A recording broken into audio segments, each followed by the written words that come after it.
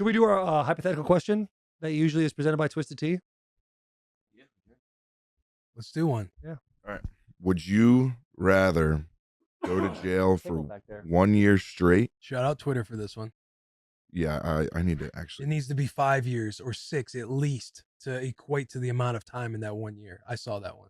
Yeah. So do you know what we'll do that Prison one? for a year every day, or prison for the next 3 years, but only on weekends.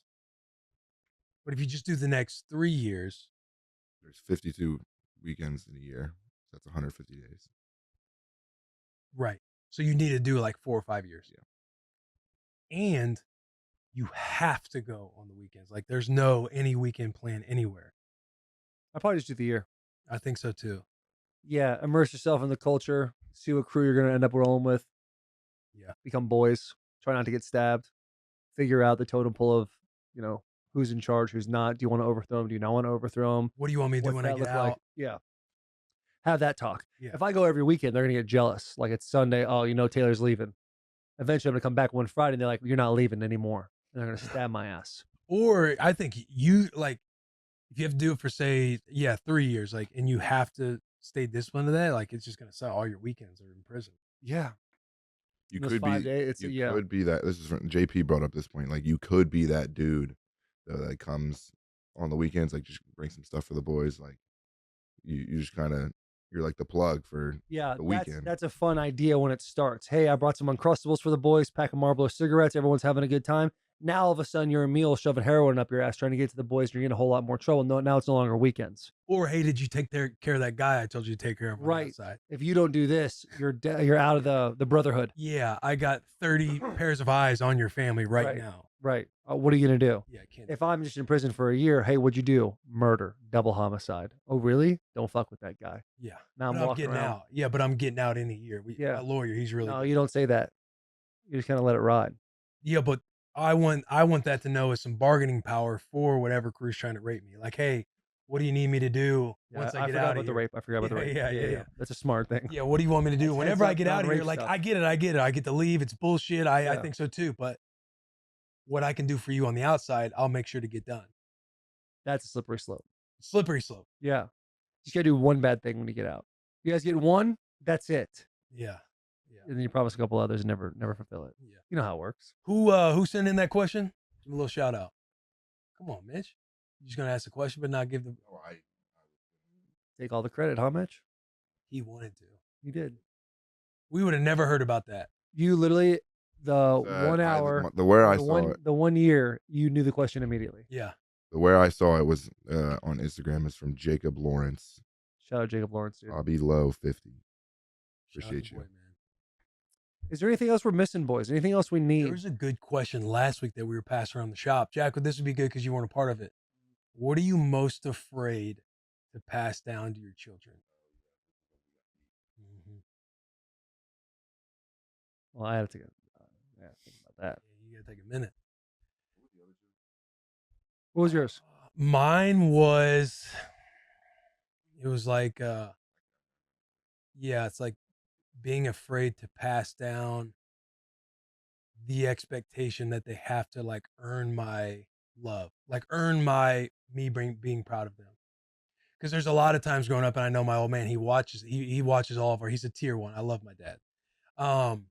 But he was obviously hard on us, and he was always somebody I felt like in sports, I would have to perform or do well to have something to kind of like, talk about or him be proud of, or like have that kind of awesome pat on the back. He was always great at doing that.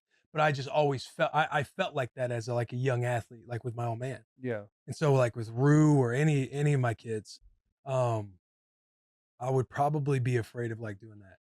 We share that same childhood of being like the sports were the thing, like make or break the week, make or break the month. Yeah. For the dinner table. Yeah. My dad loved me a lot. Probably a lot more than you.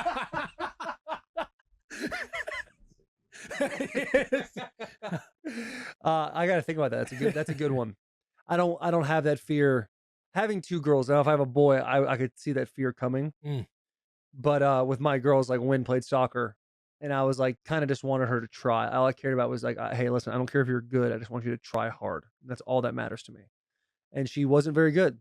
No disrespect, when you get older and you look at the archives, maybe that's gone now. Yeah, or maybe she's great. Maybe she's great know what now. I I don't mean? know. It's like, Yeah, man, I was yeah. really And bad. so, but to me, I wasn't like disappointed. Like I don't think they'll ever feel that, which is nice. Yeah. Genetically, I'd just say like my horniness. That's what I was telling the boys. You are horny. Yeah. But it's good to be that horny, I think. Yeah, it means your It's a testosterone motivator. levels are up. Yeah, it's a motivator. Being horny is like as primitive as it can possibly be. Like you just a hunter gatherer. Like if I get this mammoth, I'm gonna get laid. Yeah. You know? Yeah. Because Mitch had one too. He's like, it was a hypothetical, and one side of it was like you get a stiffy every time you see an attractive woman, or or you come of every hour of every day, which is insane. And I was like, bro, I mean, how many boners do we get a day? Like it's like scientific that we get like double digit boners throughout the course of 24 hours. Yeah. So it's like that already happens. I don't know if that's true. You should look at your T then. Yeah, you should probably check out your testosterone. But I'm saying obviously you wake up with morning wood, yes. But when else are you getting hard at work? I am right now. Why do you think this bottle's right here in front of my pants? The average man, there we go. Thank you, Jack. The average man has 11 erections a day, as well as many more when they are asleep. On average, a healthy man has 3 to 5 erections during a full night's sleep. Sick. I don't know. Am I wrong? Am I by myself on this one? Yeah. Yeah, you are. I mean, dude, you probably should look into your T. Yeah, check out your T levels. No, see, I think the horniness. You don't want the horniness. Yeah, what's a gene you would hate to pass down to your daughters? I don't know a gene, because like, is the want for your father's approval a gene thing? No, they're. I'm saying I basically just changed it to like for me, hereditary. I feel bad for my kids that they had like how flat my feet are. Yeah, like hereditary, or I'm diabetic. I would hate if my kids. That's a good one. It's a low hanging fruit, good one. But statistically, if I have 4 kids, one of them is probably gonna have it, which will suck. But that's what I thought of immediately. Yeah. I would say it's so hard, because there's like one in my head that I'm like trying to piece together, but it's like if I say it incorrectly, it'll come off like too deep, and that's not necessarily my say it thought. incorrectly. I'll say it correctly. I would not want for my kids to have a constant like earning to feel fulfillment through like success, like having success in certain areas. Like I'd want them to find fulfillment. Like feel like easier. Feel like they're enough. Feel like they're enough just being them and being the best person they can be, as opposed to, I got to do all these things and I want to be the best at this and all, like constantly trying to be the best at whatever category everyone's the subject they're talking about in. Like not allowing the external world to dictate if they're up or down. Yeah, that would probably be mine, because that happens a lot with me. Not as much as it used to, but still happens quite frequently, but especially with football. It was always like, if I'm not the absolute best, I'm a complete failure. I could be second best and I'd be like, I'm the worst. Right. And the fear of like projecting that down, like those times. Yeah. To me, for my kids, it's all about just like, if you're going to do something, do it the best, like to the best you do as hard as you can, like the best you possibly can. Outcome is not what you care about. Yeah. Success is the journey, not the destination. That's right.